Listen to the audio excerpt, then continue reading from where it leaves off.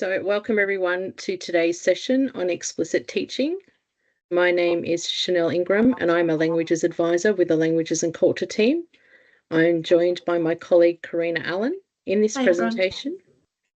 We hope that you gain a better understanding of explicit teaching, can identify areas where you are currently using explicit teaching, and go away with ideas on how to further strengthen explicit teaching in your classrooms.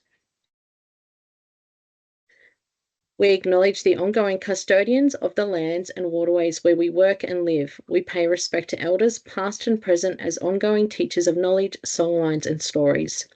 We strive to ensure every Aboriginal and Torres Strait Islander learner in New South Wales achieves their potential through education. The picture you see here is of the Jamison Valley. The Jamison Valley is primarily made out of sandstone and is characterised by its steep cliffs and eucalyptus-bound forest. The Jamison Valley is thought to have been owned by the local Aboriginal peoples who are said to have resided in the area for almost 50,000 years.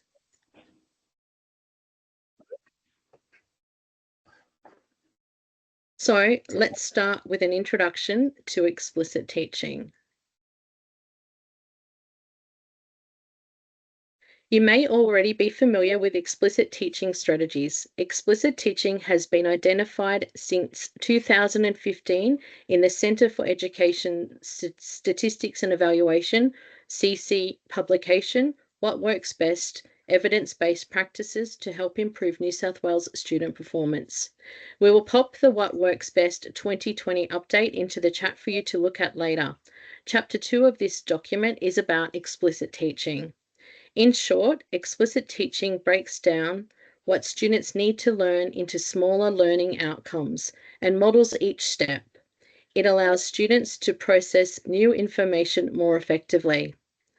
Evidence continues to support explicit teaching as a powerful practice. It works for students of all ages and all backgrounds. It aligns with how students process, store, and retrieve information. If you are not familiar with our plan for public education, we will pop the link into the chat for you to read at your leisure. Our plan for New South Wales public education outlines core priorities to ensure every learner receives a high-quality education that enables them to excel. The plan has been informed with evidence, insights, and community engagement. The plan calls for the delivery of effective teaching practices, specifically explicit teaching.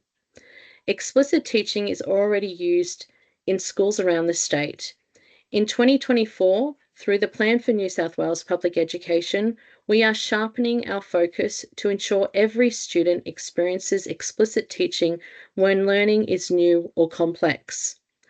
As you can see on the screen, in the initial year of delivery, the aim is to maximise our impact and minimise disruption in schools by concentrating our initial efforts on 3 priority areas: supporting every child, explicit teaching, and staff wellbeing.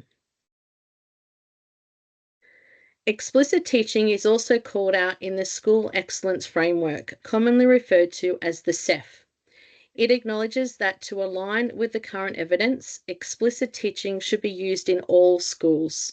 It provides a framework for how to determine if you and your school is delivering, sustaining and growing, or excelling in explicit teaching practices.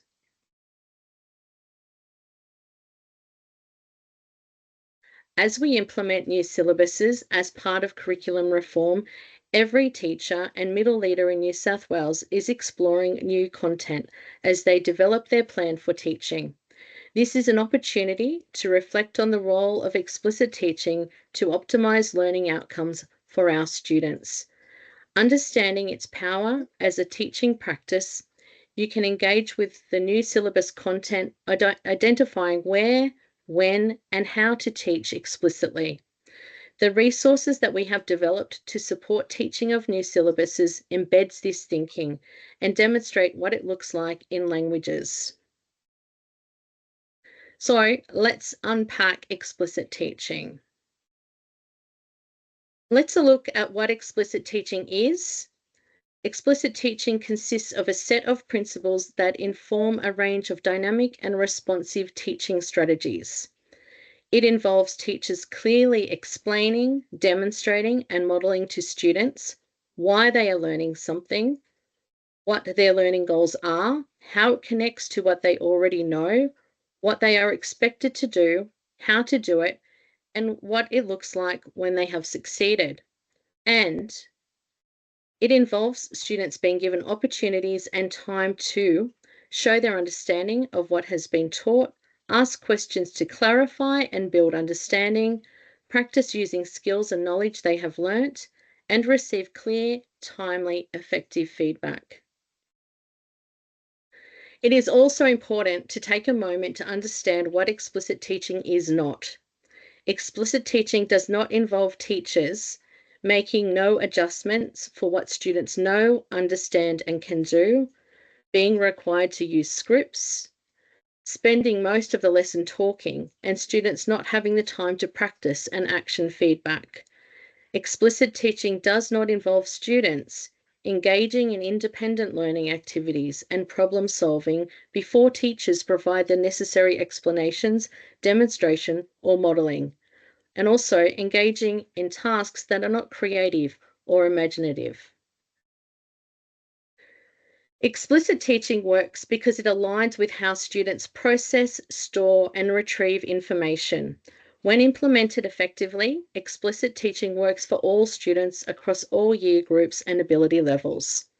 It is the best way to teach students new or complex concepts and skills and provides the necessary building blocks for guided and independent practice.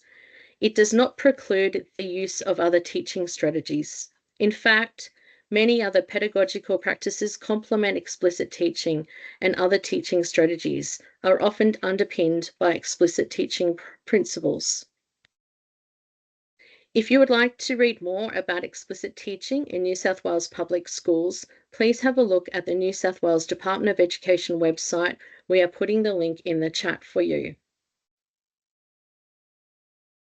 Okay, so central to the effective use of explicit teaching are the enabling factors. Let's look at these in detail.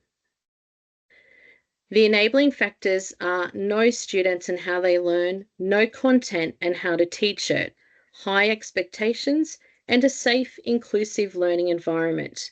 Let's look at these a little bit further. Know students and how they learn. The Australian Professional Standards for Teachers, Standard 1, requires all teachers demonstrate knowledge and understanding of how students learn and the implications for teaching. Research findings on cognitive load theory should inform teaching and learning decisions. Teachers should use their knowledge of how learning happens to make decisions about teaching strategies.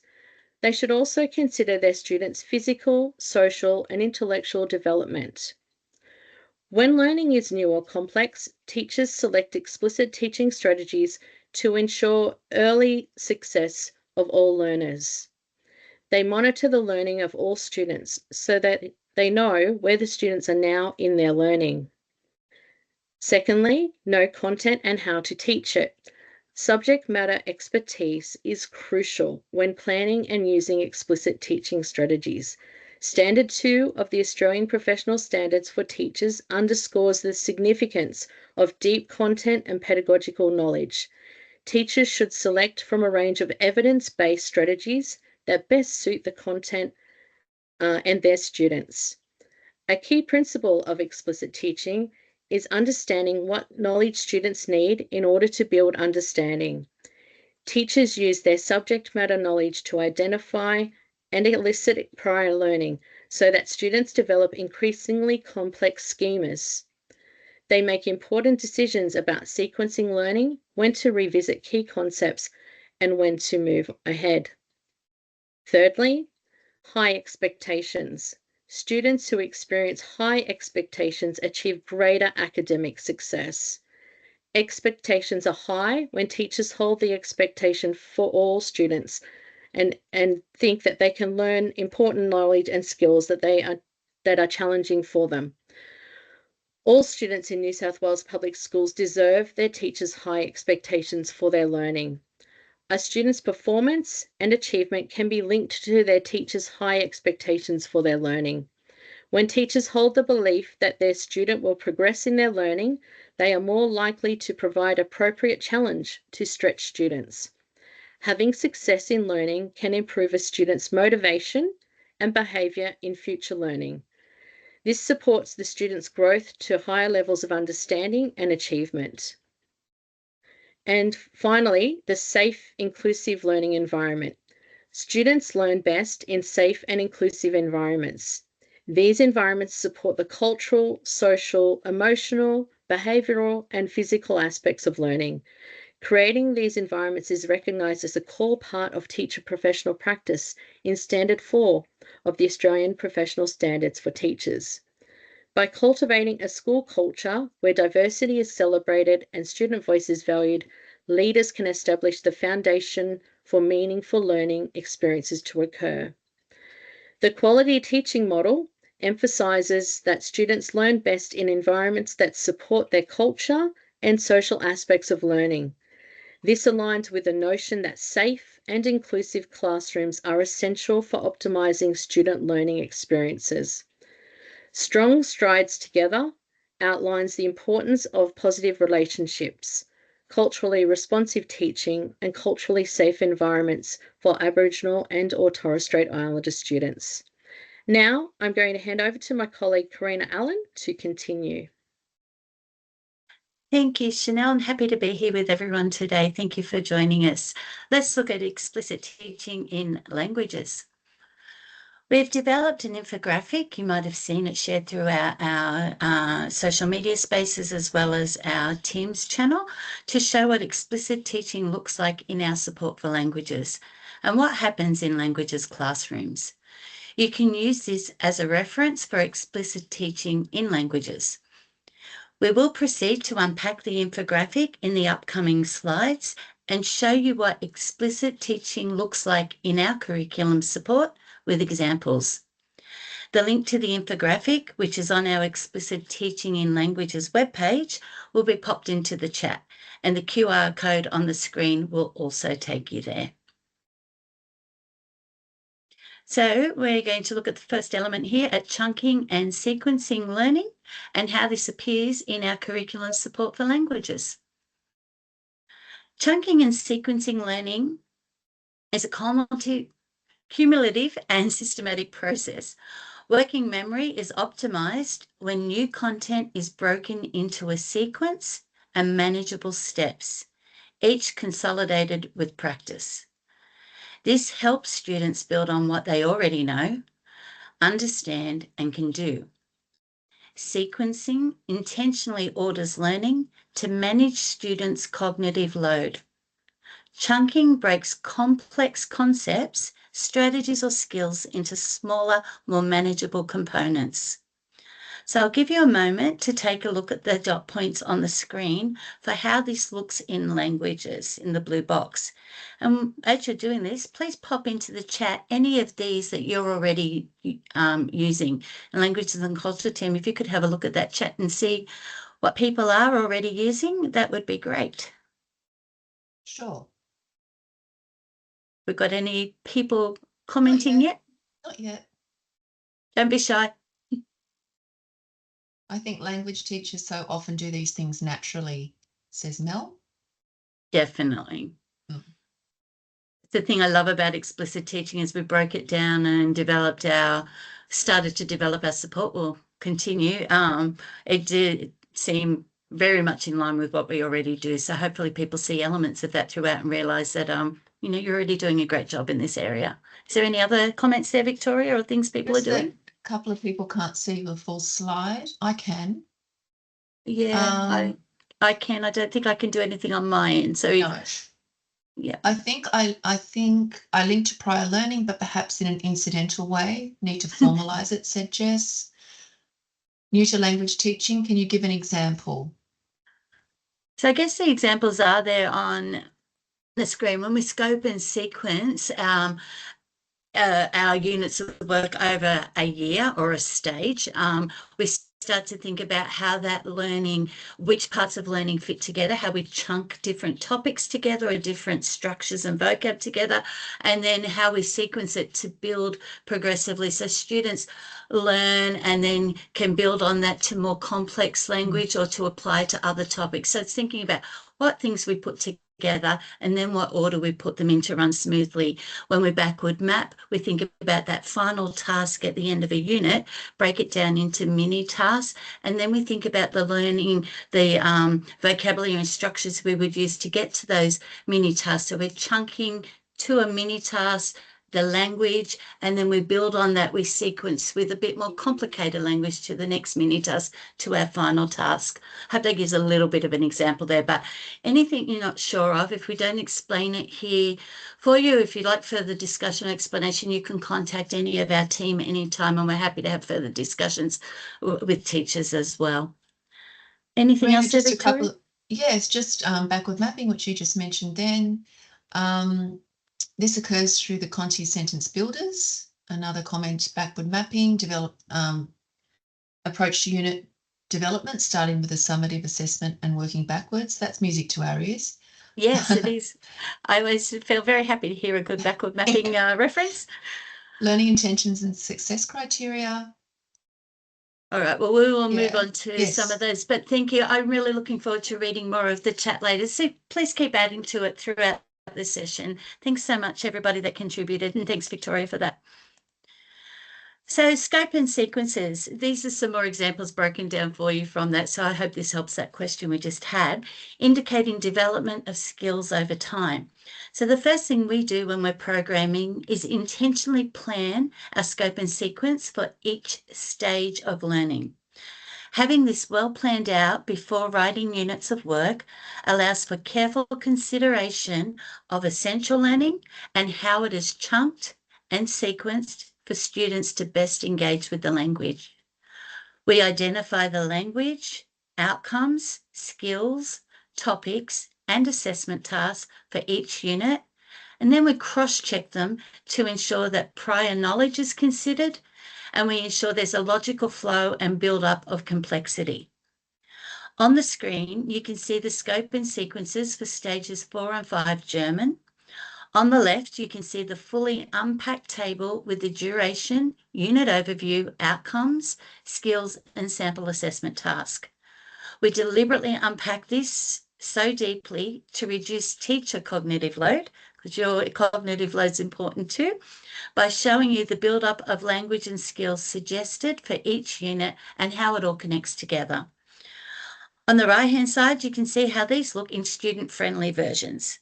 And the same is provided in support developed for other languages too, not just German. Chunking and sequencing learning backward mapping, summative task and sample responses. When sequencing, it's the bedrock of the learning of the unit.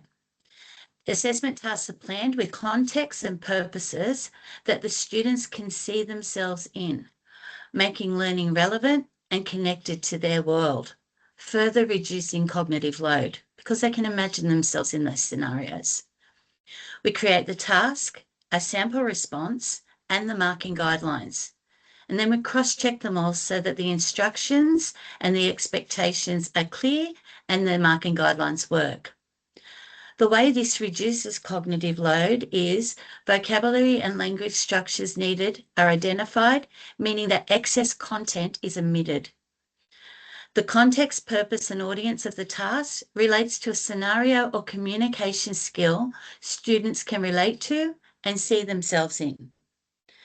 The learning intentions and success criteria are shaped to the final learning goal. Everyone is on the same page in understanding the learning journey and how all learning connects together. And students can see an example of a WAGOLL, which is what a good one looks like, aligned to the marking guidelines, task description, and language expectations. So on the screen is the final summative task from the Chinese unit for Term 1, Stage 4, introducing myself and my circle. Students watch a video of Chinese students introducing themselves, answer questions in English about people's names, ages, likes, hobbies, and personality, and then they compare the information about each person to determine if the Chinese student who is coming to visit has been assigned an appropriate buddy. Here is the script and sample responses. In this case, as it's an understanding outcome, a listening comprehension task, the answers would not be shared with students. However, the teacher can identify the language and comprehension skills needed to explicitly be taught to students throughout the unit, such as how to identify key information and what kinds of key information there be, as well as answering higher order thinking questions that require analysis and evaluation. These are the marking guidelines written in student-friendly terms that are given to students at the start of the unit.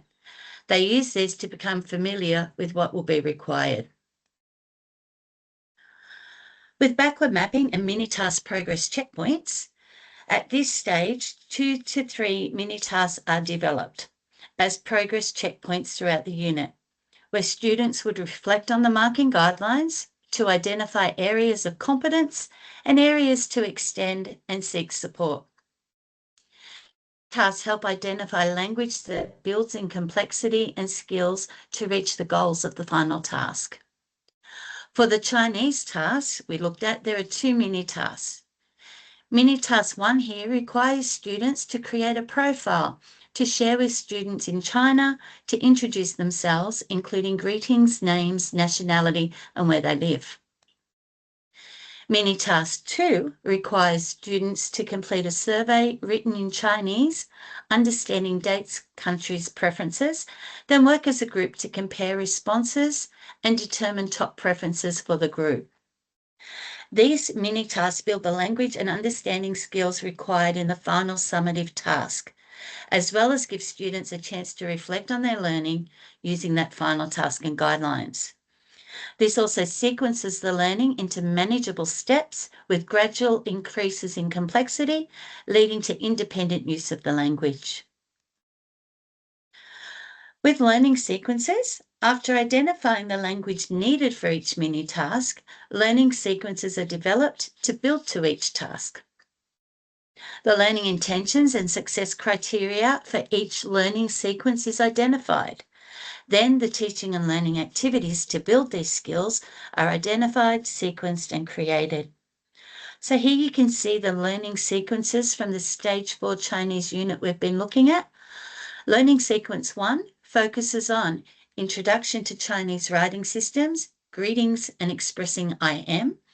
You can see the learning intentions and success criteria in the table, then the identified language for this learning chunk or learning sequence in the blue box, followed by the teaching and learning activities. Then in learning sequence 2, we focus on more complexity, numbers, age, dates, and birthdays.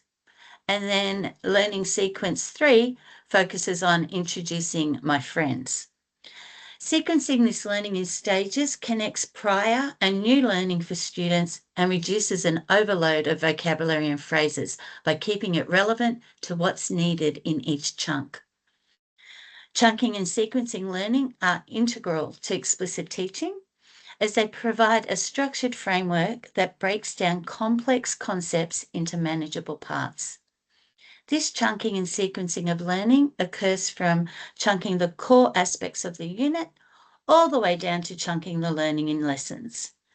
By organising the content into these manageable chunks, where new learning is connected to prior learning and built upon, student cognitive load is reduced. And also with our chunking of learning and learning sequences, we have the student-friendly infographics. We previously discussed the scope and sequence and their infographics, and to support student understanding of the learning sequences and how the learning ties together and is chunked, we've also created these visually appealing infographics for the students.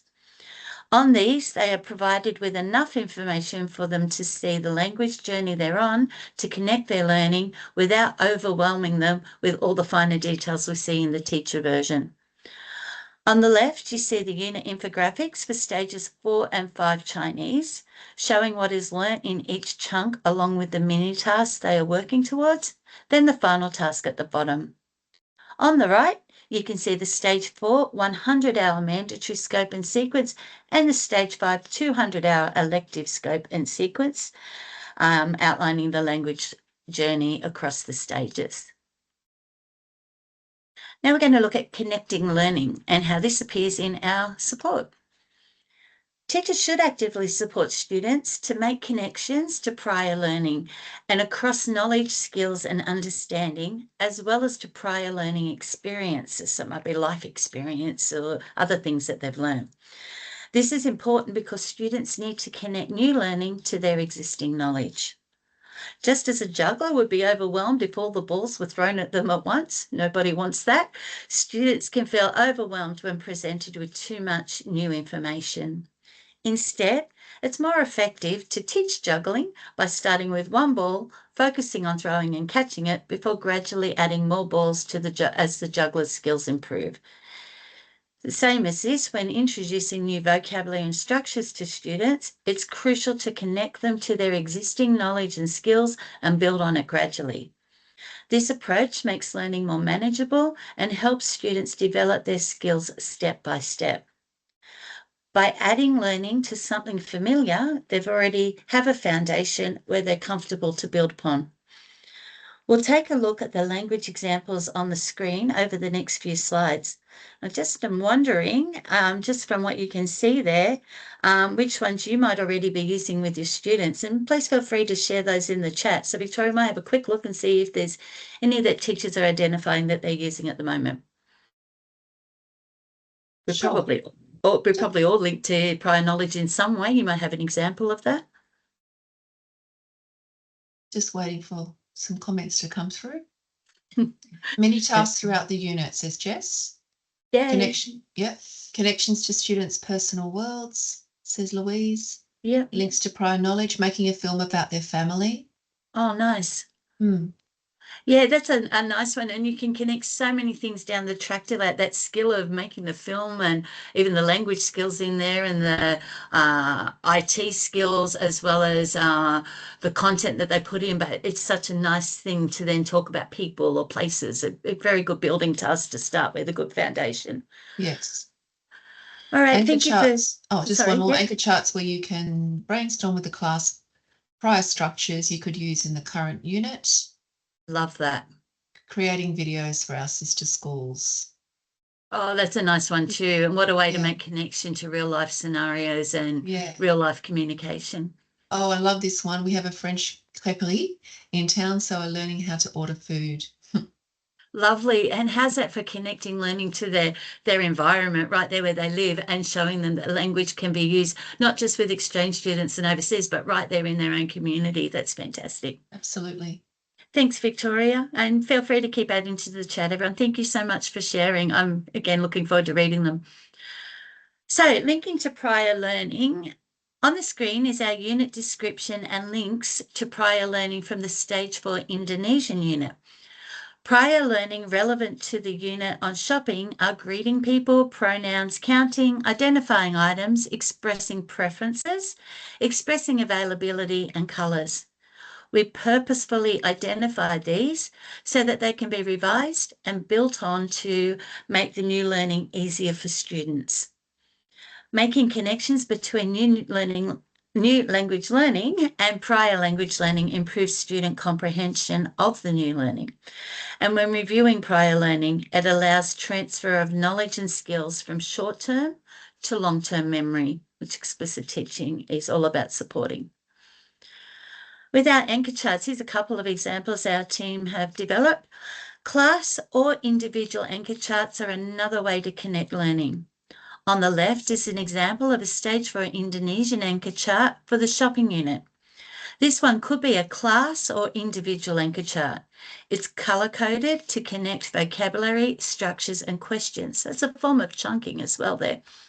Students add Indonesian words and phrases to the chart during the unit and refer to it to easily find vocabulary and structures that can be used when creating text, understanding text, or interacting, or perhaps even doing games in the classroom can be a bit of a scaffold. On the right is an example from the Stage 5 Chinese unit, Hobbies and Leisure Activities, with the final task being an email about themselves. This is an individual anchor chart where students brainstorm language they may need to complete the final task in English at the start of the unit. It's also color-coded for easy identification. They can add phrases they already know in Chinese, connecting to prior learning. Then throughout the unit, they add more Chinese as they learn to relevant segments. Anchor charts help students link learning to different contexts, set their own learning goals, personalise learning, and are a one-stop shop of support when doing languages, activities and tasks. And I love how creative they can be and how colourful and individual, so many ways and ideas. Mini tasks that build to summative tasks. We had a quick look at mini tasks before in chunking and sequencing learning, with mini tasks acting as checkpoints, build in complexity to a final task. Mini tasks also serve to connect learning and ease the load for students throughout the unit. This occurs by doing classroom activities that build language skills to a mini task. These mini tasks are designed to have a context, purpose, and audience that is relatable to students. They then build in complexity so students can challenge themselves to apply and manipulate the language in gradual steps. After completing the mini tasks, students have a chance to reflect with reference to the final task marking guidelines on areas they are gaining confidence in using and can use in the final task and real-world communication, like down your local street as we've just heard. They can also identify areas they find challenging and make a plan to address these challenges. The final summative task on the screen is from the Stage 4 Indonesian shopping unit. I'm just going to give you a moment to read the task. And I'm wondering, as you do, can you identify the context? What's the text type or the scenario? The purpose of this task and the audience of the task. So, Victor, I'll have you see if anyone knows the context, purpose, and audience there. Sure. If you've attended any of our PL on assessment before, you'll all have heard us talk about context, purpose, and audience quite a few times. Has anyone had a guess? Not yet. I think my chat reception is slow. Here we go. Either that or we might have worn them out. Hopefully not. Have a brain break, everyone. Clap your hands, stand up, give yourself a shake. Dialogue writing. Yep. All right, I will continue on and help out with this one. I hope we're all still there. Can we get a thumbs up from anyone or a little word in the chat to see how we're going? The students need to identify an item to buy. With the context, purpose, and audience in here. The context is it's a shopping scenario and a conversation in Indonesia. The purpose is they want to buy a souvenir to take back to a friend in Australia, and the audience would be the seller and the buyer. So all those things are coming through, as you say, Karina. I bet it was just lagging. They're not just copying what I said, I'm sure. We've got a clever bunch of teachers, language teachers in New South Wales. Thanks, Victoria. So the students need to identify the item to buy, greet each other, describe the item, and negotiate a price. So let's look at the mini tasks that we would break down from here. Here's mini task 1. From the learning sequence. And I'm wondering if we can identify any of the language in this task that might lead on to other tasks. So in this task, we've got students practicing saying what foods they'd want to buy, the quantities and the prices. So starting off quite basic there, just identifying things in basic sentences, talking about quantities and items and prices.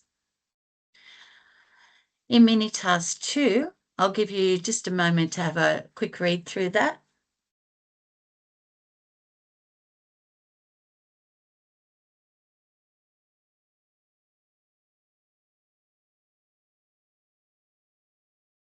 So in this task, students are listening to ads about items available, descriptions, prices, and where they can be bought. They then write an email to ask someone to buy a particular item with reasoning. So we can see that language is building and it's getting more complex for the students, and it's giving exposure to different skills. In mini task 3, I'll give you just a moment to have a look through this one as well.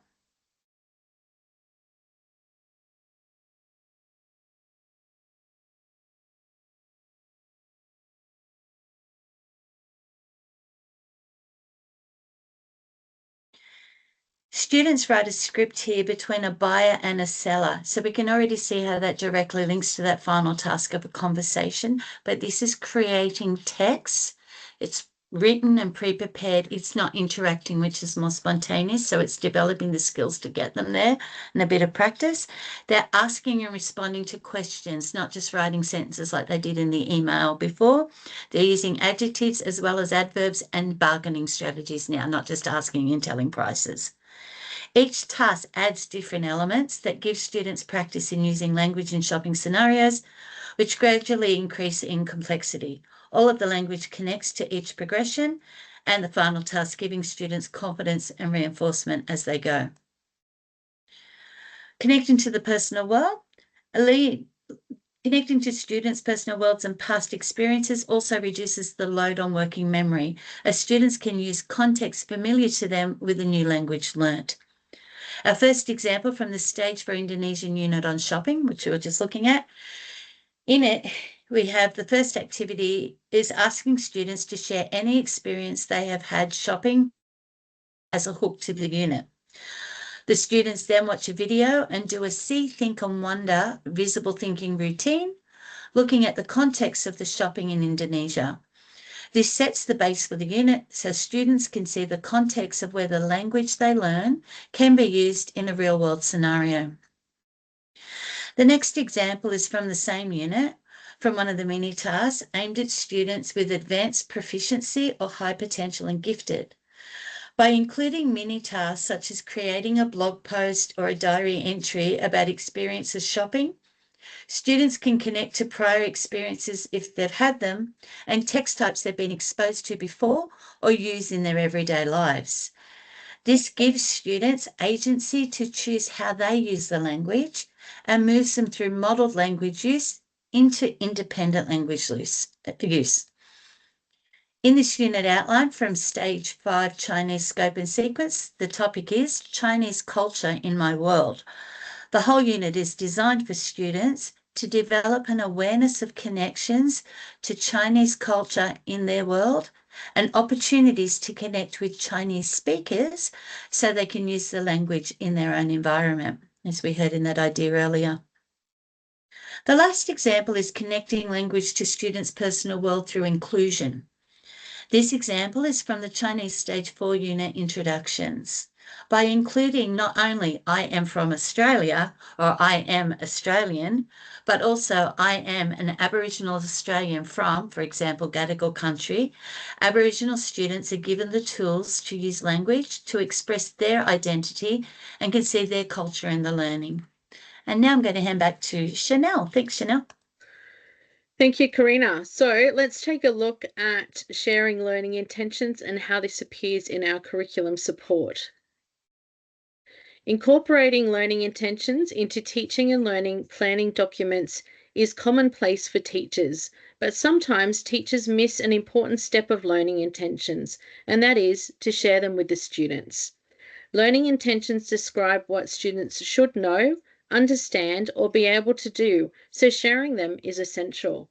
Effective learning intentions should be written in student-friendly language, modeled by the teacher and shared in ways that make sense to students to ensure they know what they are learning and why. The teacher uses the learning intentions throughout a lesson and series of lessons to guide their decision-making. There are many ways to share learning intentions with students, including writing or projecting them on the board, printing them out for students to have in front of them, or displaying them on a poster in the room along with a WAGOLL sample. WAGOLL meaning what a good one looks like. We have learning intentions in all the units of work we have created for the K-10 Modern Languages syllabus. Here are samples from our Stage 4 Indonesian and German units of work. Sometimes it can be quite tricky to develop the learning intentions, but we hope that by looking at the various units that we have made, you can find learning intentions in topics or themes that are like the topics or themes you are teaching, so can be adapted. Let's look at sharing success criteria and how this appears in our curriculum support. Success criteria are the measures used to determine whether and how well learners have met the learning intentions. They are aligned to the syllabus and use language students understand and can be co-constructed with students when the teacher has identified and shared with students the markers of success. They should be referred to throughout a lesson or sequence.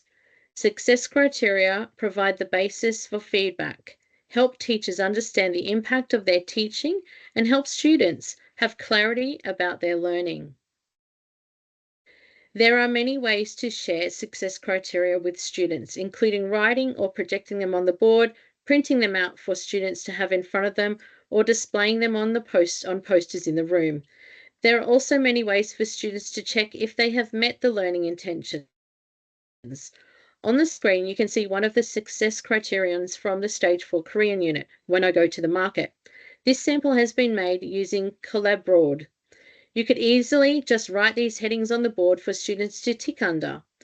The success criteria also guides you as the teacher about what to do next.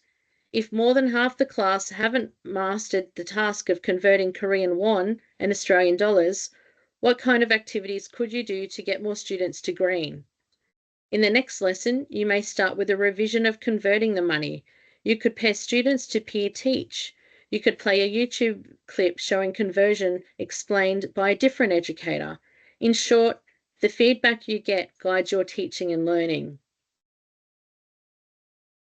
Here are examples of success criteria from Stage 4 Indonesian and German units. Again, all of our units of work have success criteria, so if you're looking for examples on how to write them, look through our units of work.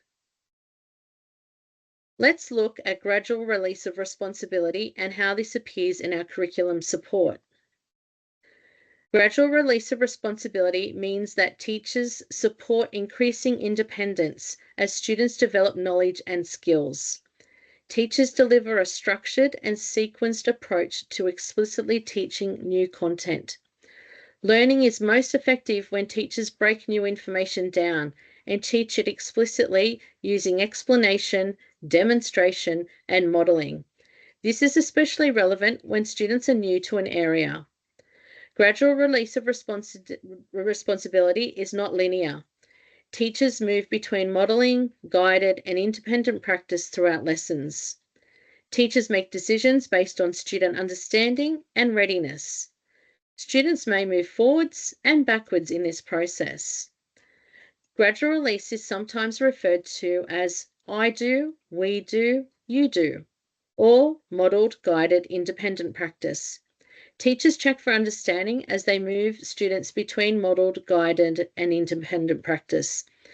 There is extended handover in the we do. The concept of extended handover is central to gradual release of responsibility. Using the work of Fisher and Frey, here's a breakdown of how the gradual release of responsibility model typically works. I do, modeling. The teacher demonstrates the skill or concept explicitly. This phrase includes direct instruction, where the teacher provides clear examples, explains the process, and models the expected outcome.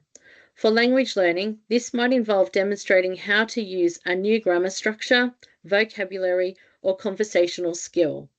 We do guided practice. The teacher and students practice the skill together. In this phase, students are involved in guided practice, where the teacher provides support and feedback as students attempt the task. For example, in a language class, this might involve practicing new vocabulary or sentence structures together with a teacher's help. You do it together, collaborative practice. Students work together in pairs or small groups to practice the skill with some support from the teacher. This collaborative phase allows students to reinforce their understanding and apply the skill in a more independent setting, while still having access to the teacher for assistance and feedback. You do, independent practice. Students work independently to demonstrate their understanding and apply the skill on their own. This phase is where students show their ability to use the new skill or concept without direct support from the teacher. In language learning, this might involve writing a composition, having a conversation, or completing a language exercise on their own. Even though we have shown the practice as linear, it may also look like this.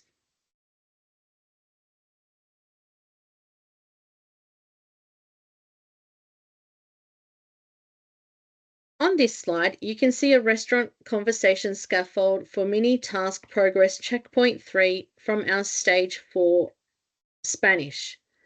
Students use this modeled conversation and the suggestions of what to include, which demonstrates the language and expectations of the conversation. The teacher could write the conversation scaffold and speak it or say it to model it, which is the I do. The teacher would practice with students reading it together, stopping to correct pronunciation, check for understanding, and reteach words or phrases as needed, which is the we do. The teacher might then allow groups to do it together, with the teacher rotating to listen. This is the you do it together. And finally, students in pairs write or participate in their own conversations independent of the teacher, which is the you do.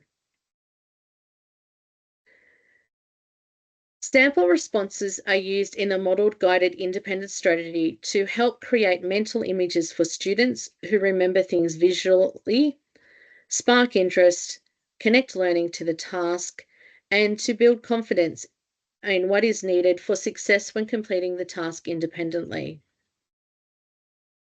Moving along, let's look at using effective feedback and how this appears in our curriculum support. Teacher feedback about student learning is essential for students and integral to teaching, learning, and assessment. Feedback can clarify for students how their knowledge, understanding, and skills are developing in relation to the syllabus outcomes and content being addressed, and how to improve their learning. Feedback is most useful when it is aligned to the learning intentions and success criteria of a lesson or learning experience. It is most effective when delivered during learning. Feedback must cause students to think and act in ways that will help them to bridge the gap between their current state and the intended demonstration of learning. Feedback can occur at any point in the teaching, learning, and assessment cycle. It may include regular teacher-student dialogue to guide student learning, or it may focus on particular knowledge, understanding, and skills related to content and/or processes applied to an activity. Effective feedback assists the learner to reflect on their learning so they can make adjustments and progress. It is timely, specific, and ongoing. It includes teacher to student, student to teacher, peer, and self-assessment, and it is a deliberate practice that has been planned. The nature of the activity and the context of the learning influences the type of feedback provided to students.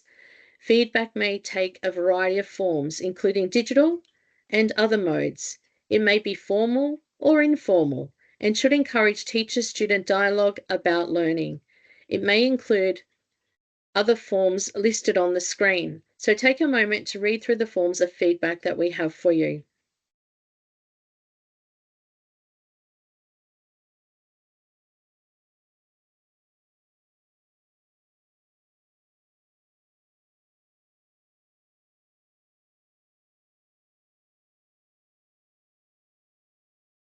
Here are 2 feedback strategies you might like to try. Firstly, what next? 3 questions.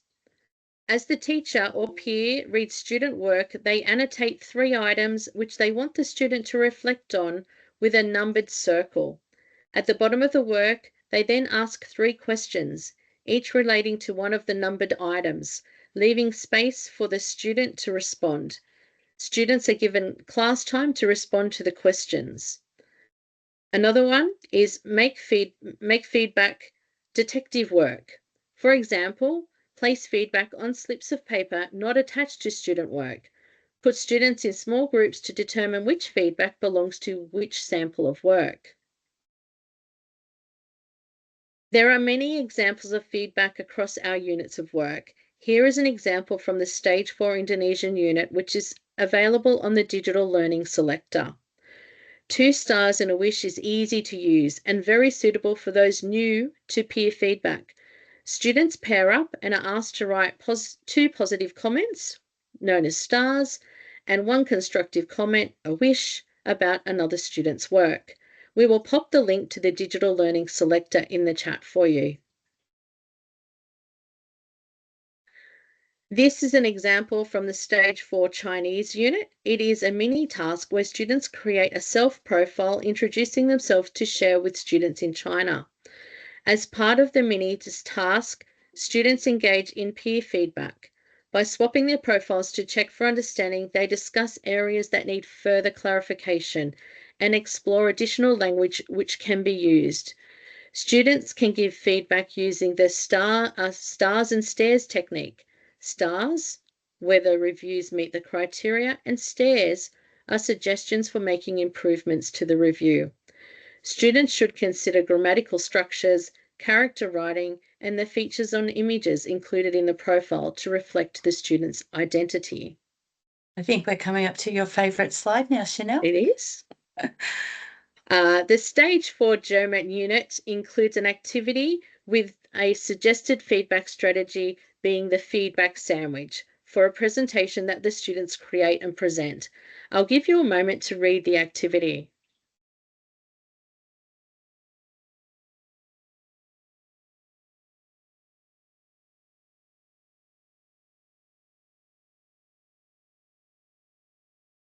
So using the feedback sandwich, the top slice of bread is where students give feedback on positive aspects.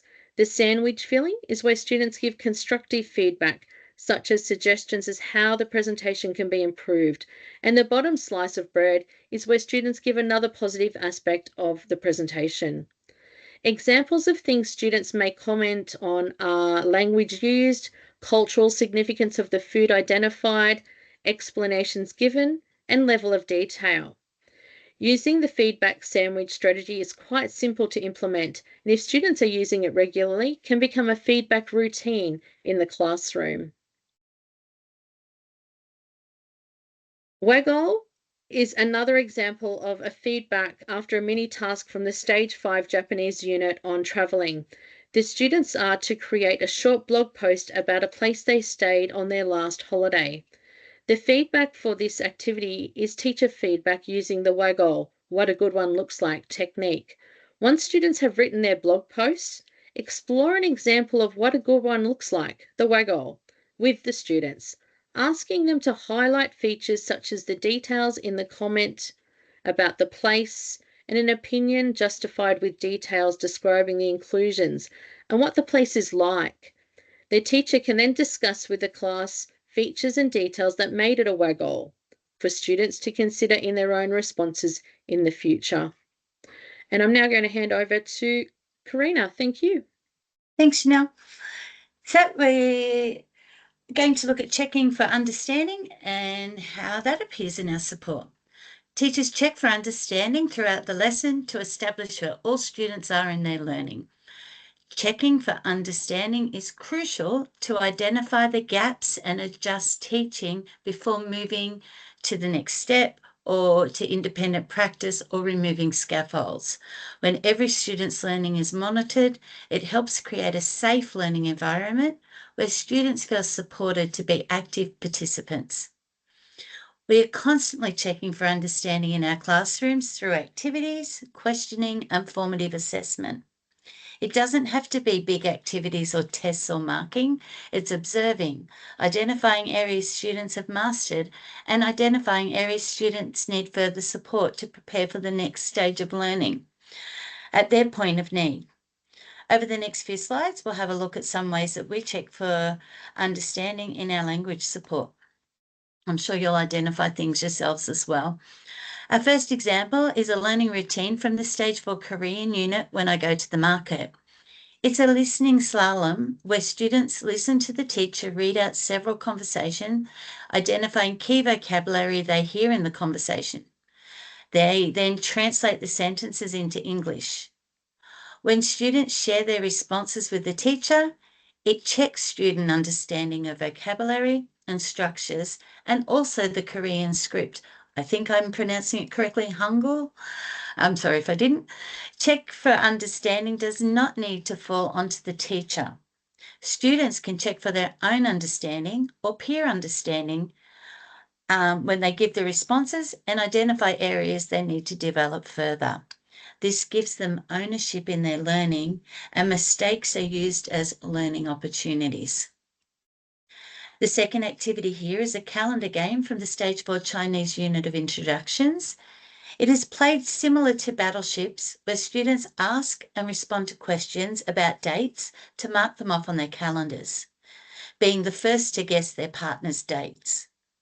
During gameplay, students are checking for their own understanding of vocabulary and the Chinese script Hanzi. The teacher moves around the room, listening for student pronunciation and formation of dates, and checking if they identify the correct dates on their calendars as they hear them. This informal checking reduces anxiety, but still informs the teacher of the student's readiness to move on. Here are 2 quiz activities. The Chinese Stage 5 Hobbies quiz is played via the online tool of Quizlet, and the Stage 4 German food quiz is played via Kahoot. Using the live play function as a class or using class group data from the websites, teachers can monitor student understanding with the accuracy and speed students respond to questions. To use these tools more effectively and to ensure students are prepared for interacting in the language, be sure to move beyond vocabulary and include phrases and questions and answer responses as you create your quizzes. Exit tickets are quick and informal opportunities to check for understanding and provide informal feedback. The teacher can quickly check what is submitted and uses this to reteach or address challenging areas for students in the next lesson. Ensure the question or task is connected to meaningful language use, applying or extending on the learning. The first exit ticket is checking understanding from the Korean unit, asking students to identify vocabulary by listening to the question, is there a something, and seeing if it's on a card shown, then giving a correct full sentence response. The second is from Stage 4 Indonesian, checking for student understanding in creating oral texts. Students must say what they want to buy at a market, but also add an extra detail of their choice. This is a good chance to see how far students can extend themselves and use language, such as quantities, adjectives, adverbs, and opinions. The third is also creating text exit ticket from Stage 5 Japanese, where students write an extended sentence, giving their opinion about a place in Kyoto with reasons and linking adjectives.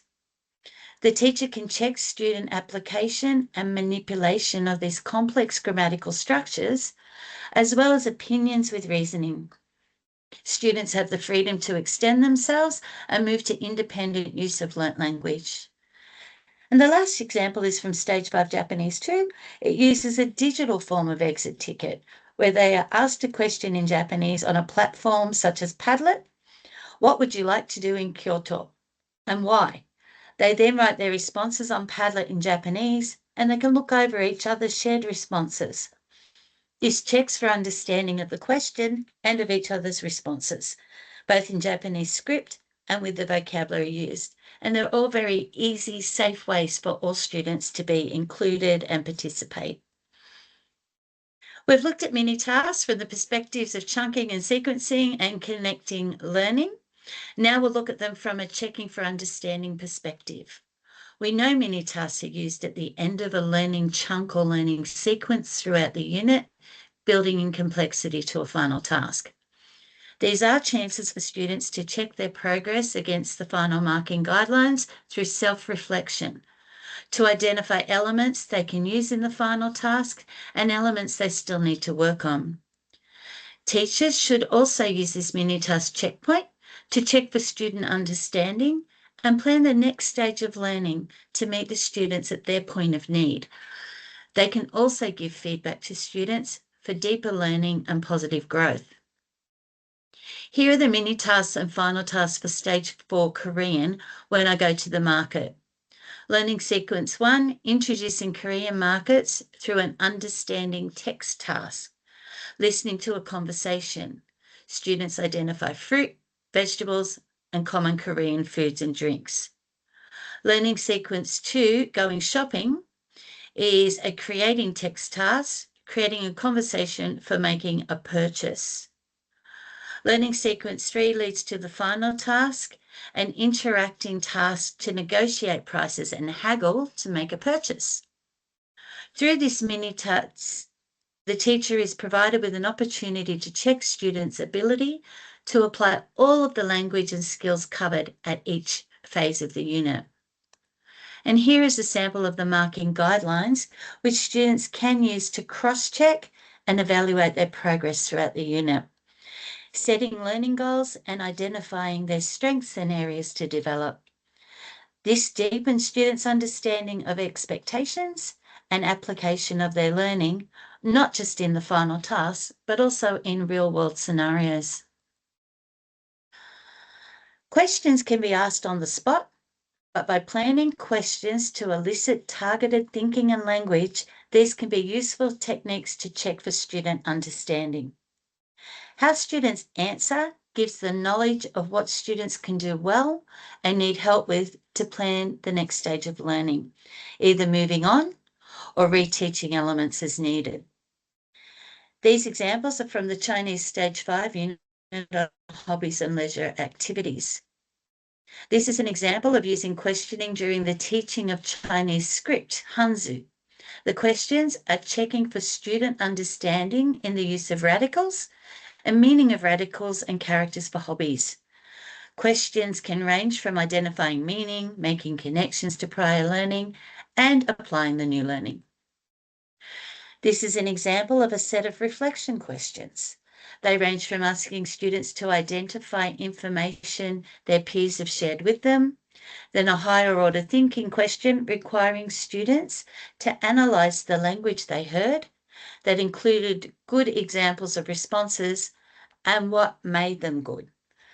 Student reflection also occurs after mini tasks in our support, where students can answer questions that check their own understanding and make connections to the final task marking guidelines. Questions can be asked on the spot. Oh, actually, sorry about that one. All right. I believe sorry, won't be just a second. All right, I'm just going to move on to the next one. So now we're going to look at effective questioning and how it appears in our curriculum.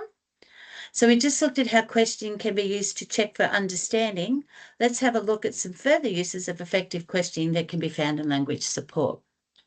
So teachers use questioning to deepen student thinking and to gather information about what students know.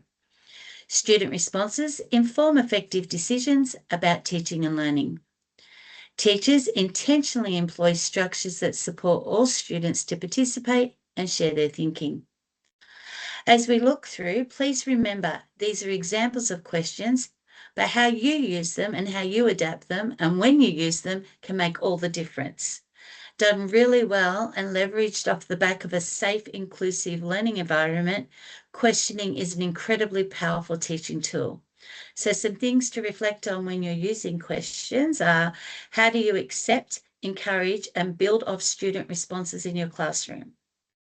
How long do you wait before you move on? What questions do you ask to connect the information? A helpful strategy is to repeat the correct answer or explicitly reinforce it. Is one good answer from one student evidence of understanding for the class? So consider those things as you Plan your questions. It's not always good just to do them spontaneously in class to get the very best for explicit teaching purposes and understanding and engagement for students. There are many opportunities in language lessons to ask various types of questions.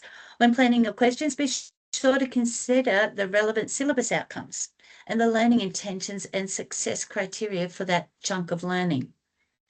This activity is from the Stage 5 Japanese unit on travel, introducing vocabulary for sightseeing places in Kyoto via flashcards.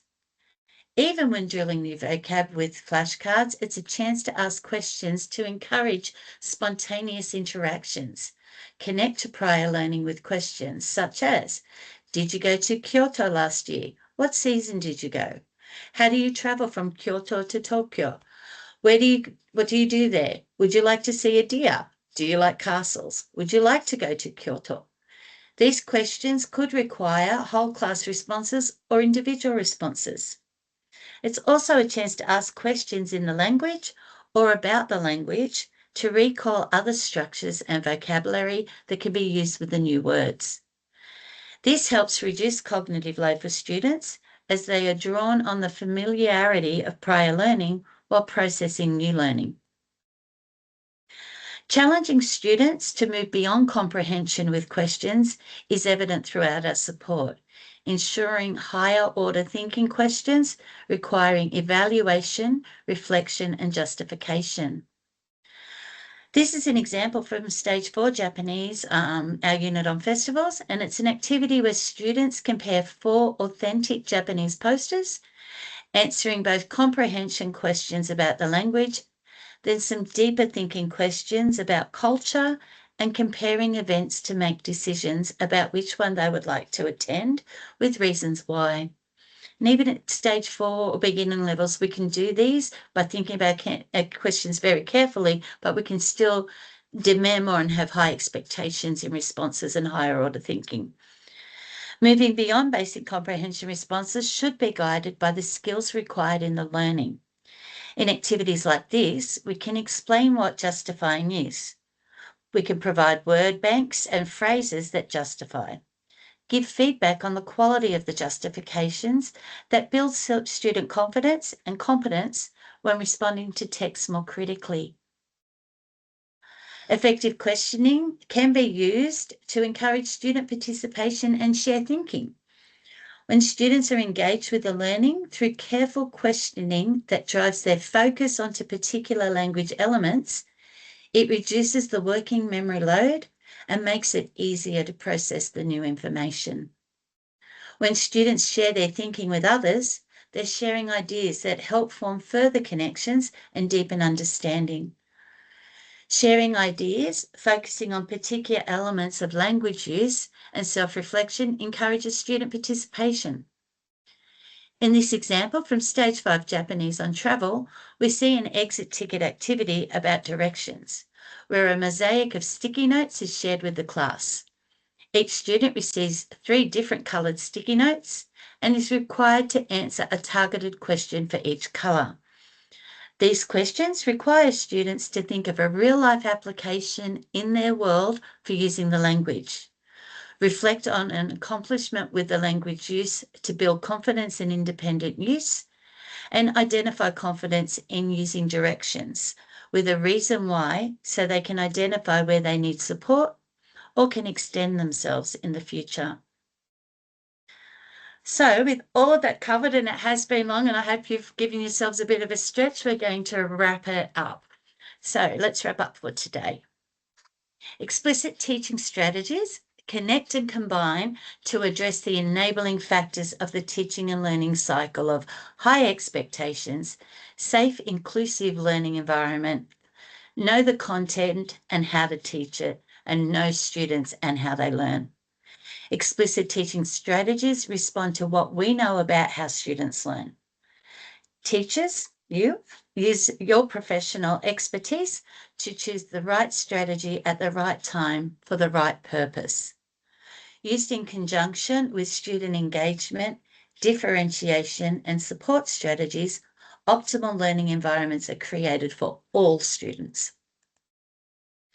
To explore explicit teaching further, please visit the Explicit Teaching page of the Department of Education website, which unpacks the theory, evidence, and each of the explicit teaching strategies further.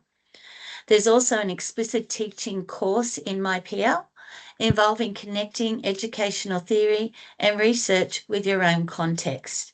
It focuses on the theme explicit teaching as outlined in What Works Best, the 2020 update on what works best in practice. We'll pop the link to these documents into the chat. And we have those QR codes there for you, and you will be provided with this slide deck. And lastly here, we have an evaluation. If you have any questions at this point, I'll stop the recording in just a second. Open up the mic. You feel free to turn your microphones on and your cameras on to ask any questions you would like. If you could please complete this evaluation, it helps us with the data to help support you with explicit teaching and any other things that you would like to ask of us.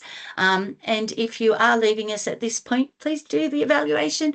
But thank you very, very much for attending today. We really appreciate your precious time and spending this time. And I believe you've participated very well in that chat, which I'm really looking forward to reading shortly. So thank you so much. And yes, here's the evaluation here. And Victoria, I think you're going to drop the link in the chat as well. I am. Thank you. So I will just stop sharing and start recording.